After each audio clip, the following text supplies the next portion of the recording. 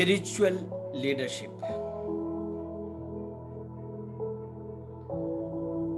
What is leadership? Leadership is a process whereby one individual influences a group of individuals to achieve a common goal, vision, and mission in a specific way. Spiritual leadership, on the other hand, is a visioning in which the leaders and group members together shape the reign of God in the community. Let me give you a comparison or a distinction between secular leadership and spiritual leadership.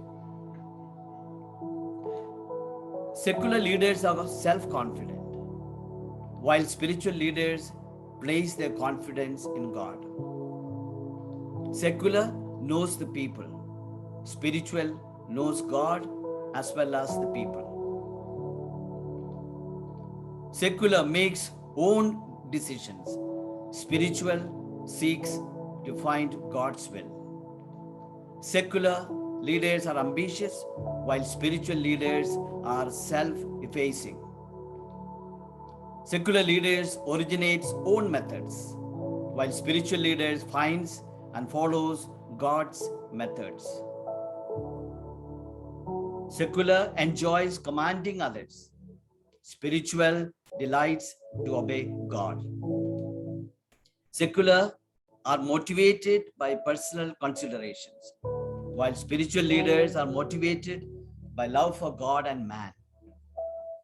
Secular leaders are independent, while spiritual leaders are God dependent.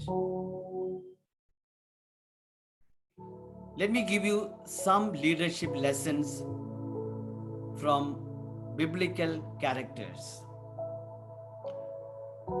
I want to start with Noah. Leaders do what is right even if they are alone. In Genesis chapter 6, verse 5 onwards is the story of the great flood. God is very sad and disappointed about the wickedness that has overtaken humanity. He decides to wipe out the human race and start from scratch. Noah, however, is the only one who has been good. You know the story. God tells him to build an ark that will save him, his family, and animal life. As he's boarding the ark, God says to him, "For you alone I have seen to be righteous before me in this time."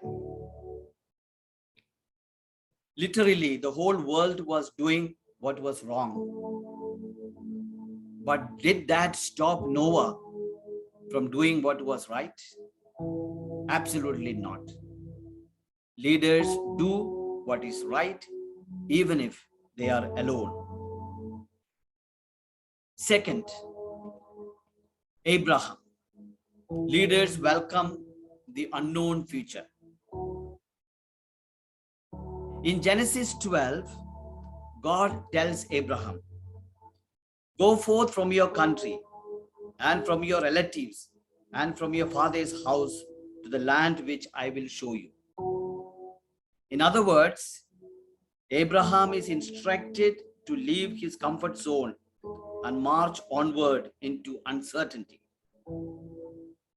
As leaders, it can be hard to take risk when we don't know what is going to happen in the future. Great leaders are okay with not knowing the future because they know the truth. God is directing them. They place their complete trust in God. They know that the promised land awaits them. Leaders welcome the unknown future. Joseph. Leaders bounce back from tough situations. The story of Joseph, beginning in Genesis chapter 37, is powerful. Joseph had a pretty tough life. He was sold into slavery by his jealous brothers. His father was told that he was killed by a wild animal. He was framed by Potiphar's wife and was thrown into prison. The harsh reality of life can sometimes knock us down. But the life of Joseph demonstrates God's ability to transform undeserved adversities into a positive result. God is in control, even when it seems that your world is out of control. In the end, Joseph became the leader of all Egypt, second only to Pharaoh himself. When there was a famine, he was able to save his family from starvation.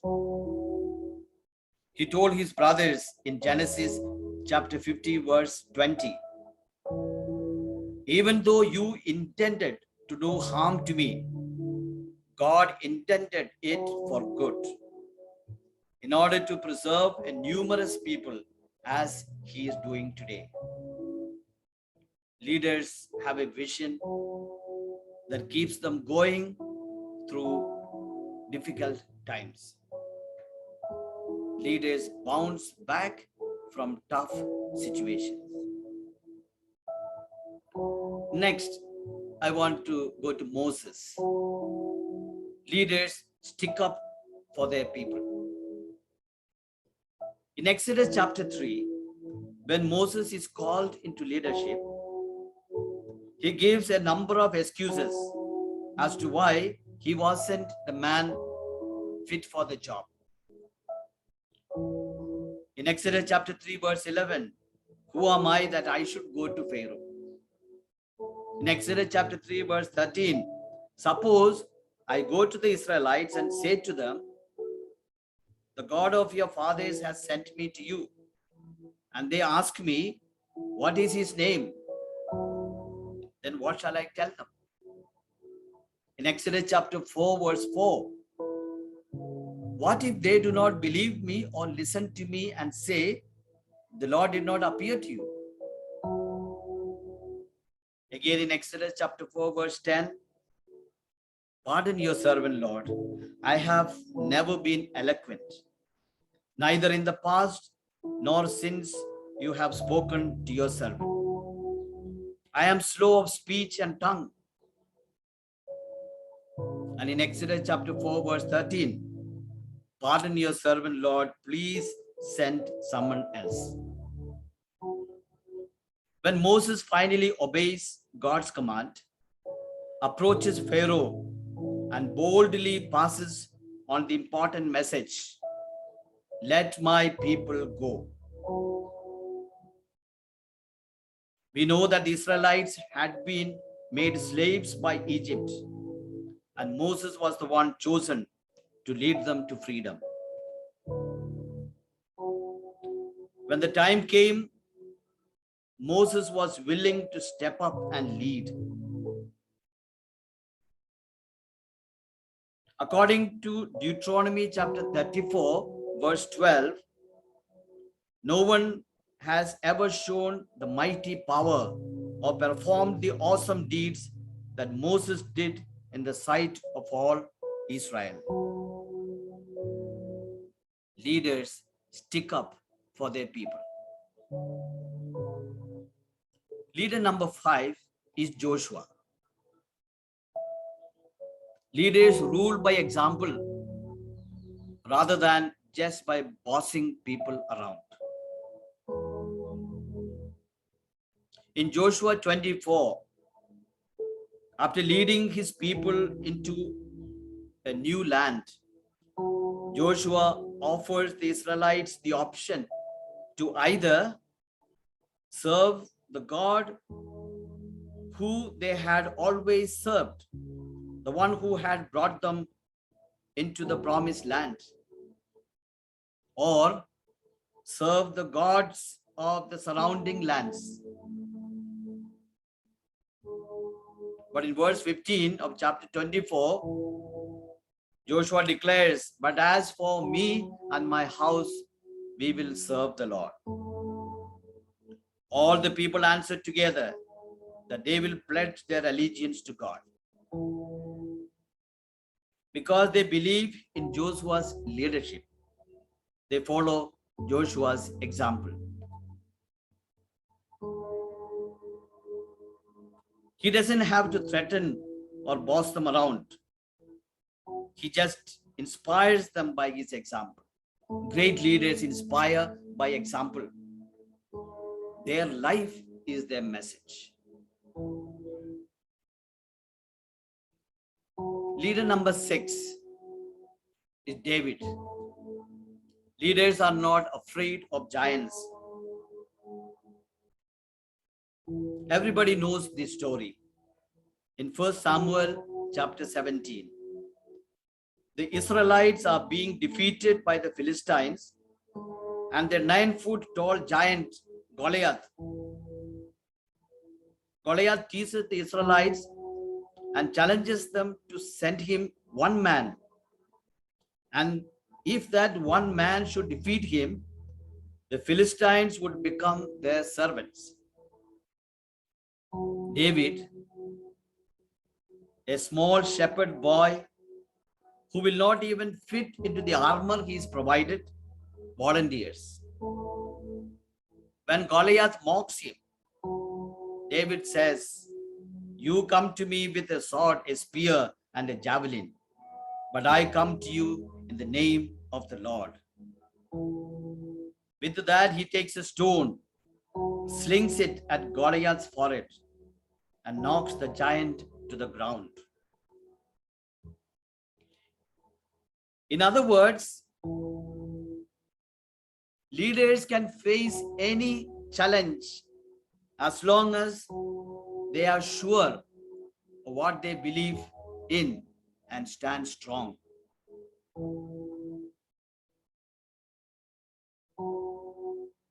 Leaders are not afraid of giants. Leader number 7 is Isaiah, the prophet. Leaders rise to the occasion.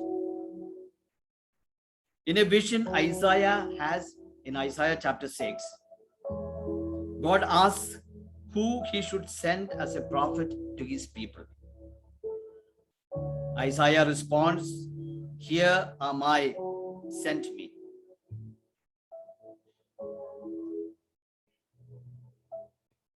Leaders don't wait to see if anyone else is going to step up when something needs to be done. They take the initiative. They are the first to raise their hands, first to stand, first to speak up, first to make decisions. Leaders are always ready to plunge at a moment's notice. Leaders rise to the occasion. Leader number 8 is Daniel. Leaders stay determined. Many of us know the story of Daniel in the lion's den. In Daniel 6, he is presented as a highly admired government official. The people he worked with became jealous, trying to get rid of him, and knowing that he is a religious man. They convinced the king to write a rule saying that prayer can be made to no God except for the king. Once the rule is made, Daniel continues on praying and giving thanks to his God just like he always did. When he is caught, the people at his work tell their king, and he is forced to throw Daniel into the den of lions. The next morning, the king finds Daniel still alive. The lions had not harmed him.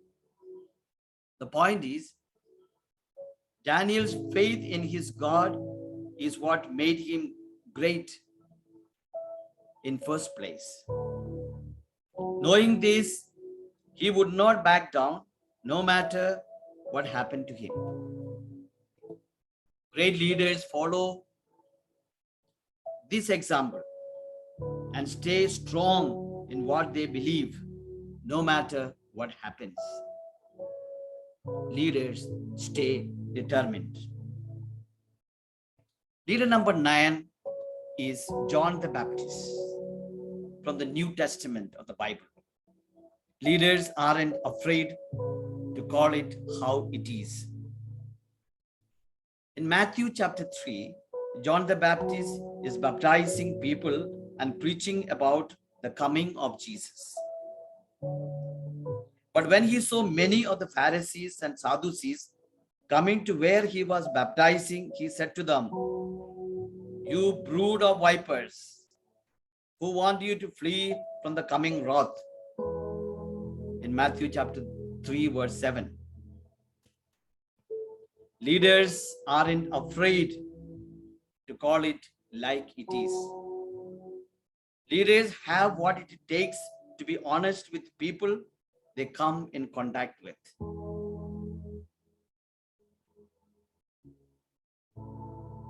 Leader number 10, Peter. Leaders recover from failure. Peter, the most well-known disciple of Jesus, denies even knowing him 3 times while Jesus is being crucified. Jesus had predicted he would do it, though Peter insisted he would never deny Jesus even to the death. When the rooster crows,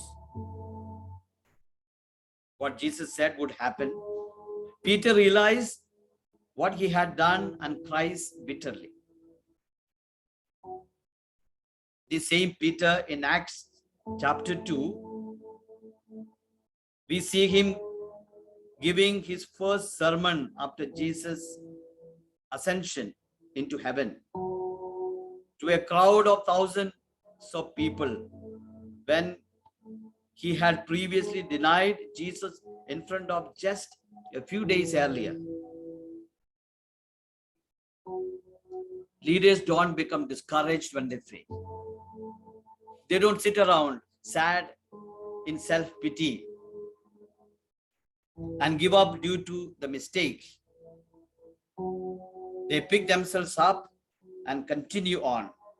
Leaders do better next time. They never give up. Leader number 11, Paul. Leaders are passionate for what they believe in. Paul, throughout his life, recorded in Acts of the Apostles, is a very enthusiastic individual. As a Pharisee, he violently opposes the spread of Christianity, going out of his way to see Christians imprisoned. When Jesus appears to him in Acts chapter 9 and changes his mind, he becomes equally enthusiastic about the truth of Christianity. Paul travels across all the known world, spreading the message that about Jesus and establishing churches everywhere he went. Leaders are driven by a sense of purpose. There is no place for apathy in the life of a leader. Leaders always care, and they care deeply. Leaders are passionate for what they believe in. Finally, one leadership quality from Jesus himself. Leaders are servants. One of the most powerful events in the life of Jesus is when he washes his disciples' feet in John chapter 13. When he is finished, he says to them, "You call me teacher and Lord, and you are right, for so I am. If I then, the Lord and teacher, washed your feet, you also ought to wash one another's feet. Jesus, of course, isn't just talking about feet. He's talking about servant leadership. Great leaders focus on serving and helping those who follow them. Great leaders serve others.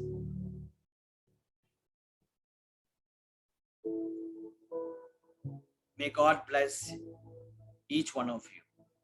Praise the Lord.